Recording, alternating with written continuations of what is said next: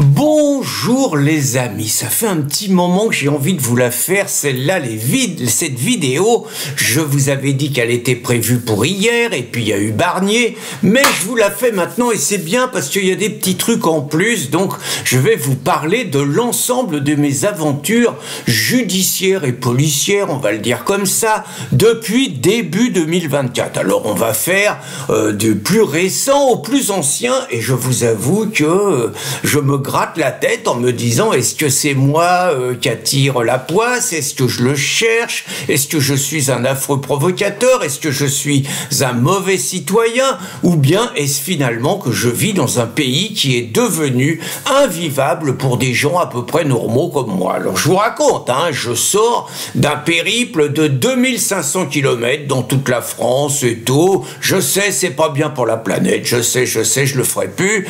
Bon, je rentre chez moi, donc, et je vois dans la boîte à lettres, je me dis, oula, ça sent pas bon, ça. Je vois un truc qui ressemble aux amandes. Je me souviens que dans ce périple, j'ai vachement fait gaffe, parce que je sais pas, sur 3500 km, mais j'ai dû éviter, je sais pas, au moins 300 radars, quoi, voilà. Et à un moment, je sais que j'étais, je pensais être à 110, je pensais que c'était limité à 110, j'ai un doute, je freine, je vois le radar, je freine, je sais plus, je pense que je passe à 90 et je vois après un truc 70, je crains le pire et je me disais, punaise, j'ai reçu cette amende, ils vont vite les vaches. Et puis je regarde, c'était une amende pour stationnement, pour mauvais stationnement. Alors je regarde, c'est pas moi, mais j'avais prêté ma voiture à des invités qui se sont mis à un endroit, très franchement, ça emmerde personne, c'est écrit sur le stationnement interdit, faut le savoir, c'est pas visible, les gens le savent pas. Habituellement, les policiers municipaux font pas chier, mais il se trouve que nous, pendant l'été, on a droit aux gendarmes. Et donc, c'est les gendarmes qui ont mis une prune de 35 € à mes potes sur ma bagnole. Bah, c'est les potes qui vont payer la prune. Donc, sinon, bah, je revenais donc d'un procès parisien. Je passais normalement dans un procès, j'avais organisé tout mon périple, je rentrais de l'Est, tout ça. Bon, et je faisais une halte à Paris où j'avais invité quelques potes à se voir et tout avant d'aller au procès. Et avant d'y aller, coup de fil de mon avocat, Pierrot, bah je suis désolé, le procès est annulé, il y a un vice de procédure entre nous. Il m'a expliqué une histoire de convocation, j'ai rien compris.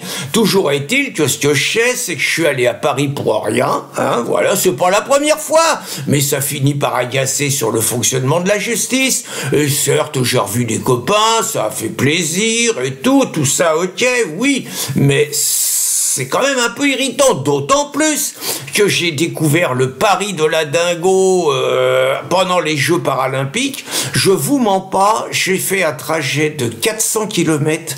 Les deux dernières heures, j'ai roulé à 20 à l'heure. Oui, 20 à l'heure les deux dernières heures. Et encore mieux, vous arrivez dans Paris, vers la rue de Rivoli, c'est parfait, vous êtes plus qu'à 150 mètres de votre objectif, mais on n'a pas le droit de passer en bagnole rue de Rivoli. Faut que vous sachiez, faut que vous fassiez un grand détour par la rue, je sais plus quoi, bon ça va me revenir, mais et vous faites 3 km en plus et c'est 45 minutes. Je pense que j'aurais tenu la dingo sous la pogne. Je crains des débordements regrettables, hein. Donc voilà, donc je procès pour rien, mais en même temps, parce que tout marche bien, je vois sur mon ordinateur un message du Trésor public qui me réclame 2137 € pour ma condamnation au procès de Montpellier, le procès que me faisait mademoiselle Mazas, présidente de la Ligue des droits de l'homme, à qui j'avais donné quelques conseils de féminité qu'elle n'avait pas appréciés et qui avait été jugé pour injure sexiste. Je précise que le procès à Paris, c'était ma vidéo Stop Covid, Stop Islam. Hein. Donc, procès Montpellier, première instance. Moi, on m'a toujours dit que j'avais eu l'amende avec sursis. Donc j'étais tranquille, on n'avait pas fait appel. Bon, une histoire compliquée, mais donc pour moi, le dossier était classé. Et on me dit que j'ai été condamné à une amende de 2000 € et qu'on me réclame 137 € de frais de dossier. J'écris au tribunal, j'écris aux impôts, je dis est-ce que vous êtes sûr? C'est bizarre, vous pouvez vous renseigner au niveau du tribunal. On me dit c'est à vous de vous renseigner, de toute façon vous devez payer, même s'il y a une erreur, payez d'abord. Ah bah non les gars. Donc j'arrive à rentrer en contact avec le tribunal, 3 allers-retours, et le tribunal me dit à chaque fois, monsieur vous avez été condamné, circulez, il n'y a rien à voir. Et je dis bah si j'étais condamné, envoyez-moi les attendus. Parce que pour moi, j'ai pas été condamné. 3 allers-retours, je sens que je les emmerde, mais j'insiste un petit peu. Et finalement, 4e aller-retour, ah bah oui, vous avez été condamné, mais avec sursis. Rien d'autre. J'ai dit, d'accord, mais est-ce que c'est vous qui faites le boulot de prévenir les impôts qui me prélèvent pas de l'argent sur mon compte? J'ai fini par avoir, oui, on a appelé les impôts. En même temps, je dis aux impôts, est-ce que je considère l'affaire comme close? Je n'ai toujours pas de réponse des impôts. La seule réponse que j'ai, c'est que le tribunal me dit qu'il a prévenu les impôts. Donc le tribunal s'est gouré. On pourrait dire que c'est de l'incompétence, c'est possible. On pourrait dire que peut-être les attendus sont mal rédigés, c'est aussi possible. Mais ça m'est déjà arrivé une autre fois où j'avais fait appel d'une première condamnation. Le tribunal n'a pas dû tenir compte de ça. Il a envoyé ça aux impôts et les impôts m'ont prélevé 3000 € sur mon compte. Juste quoi. C'est également arrivé à Christine Tazin. Donc je suis pas paranoïaque, je ne doute pas que l'appareil d'État est constitué de gens neutres, mais parfois je suis obligé de me poser des mauvaises questions dans le genre, est-ce que c'est parce qu'on s'appelle Cassan et Tazin qu'il nous arrive des trucs qui arrivent peut-être pas à tout le monde, voyez? Donc autres aventures judiciaires de l'été. Alors après mes aventures, ça a été avec les maîtres nageurs. Ah bah oui, il manquait plus que ça.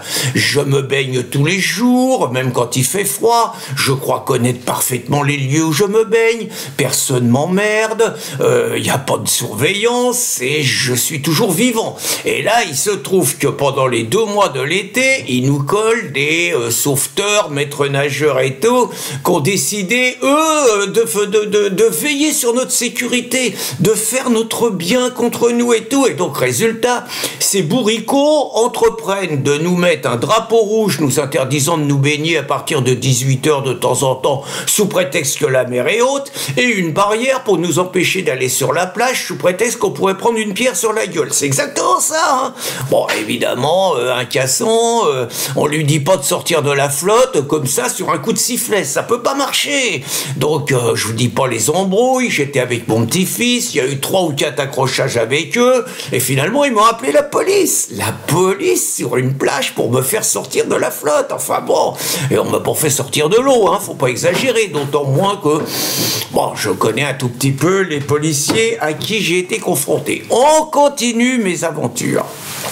Interrogatoire cet été, je vous dirai pas si c'est la police ou la gendarmerie, ces gens veulent m'entendre suite à une plainte de 2 députés LFI, Kerbrat et puis Ségolène Amiot, voilà, qui se plaignent de certains commentaires sur Riposte Laïque. Je suis plus président de Riposte Laïque depuis 2012, je suis à l'époque seul avec mon petit-fils, mais il y a urgence et tout, il faut qu'on me reçoive. Je suis obligé de prendre des dispositions pour faire garder mon petit-fils, j'y vais, il me garde 2 heures quand même, hein.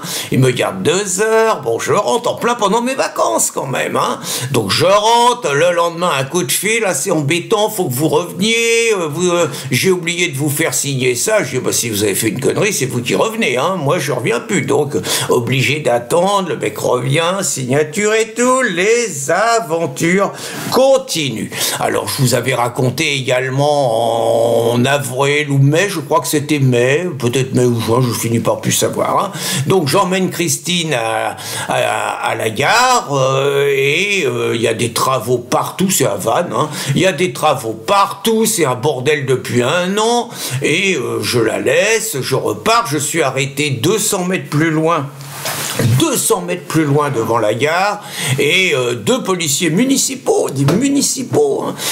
qui me disent en gros qu'ils peuvent me retirer 7 points parce que j'aurais franchi une ligne jaune. Il y a plein de gymkhana, de chicanes et tout. J'aurais manqué d'écraser un vélo et j'aurais pas mis ma ceinture de sécurité tout de suite avant de partir. Je l'aurais mis qu'au bout de 10 mètres. Et il paraît que c'est un délit. Ils me disent qu'ils peuvent me retirer 7 points, mais qu'ils m'en retirent que 3, qu'ils laissent tomber le fait que j'ai failli écraser un vélo, qui paraît moins grave à leurs yeux que d'avoir roulé 10 mètres sans ceinture. Donc j'accepte pas la situation, on s'engueule, et tout en restant courtois, hein, mais quand même je leur fais savoir que c'est un scandale, que j'ai l'impression d'être inquiété, que c'est disproportionné et que je vais pas laisser ça là. Effectivement, j'écris à l'adjointe au maire, et puis finalement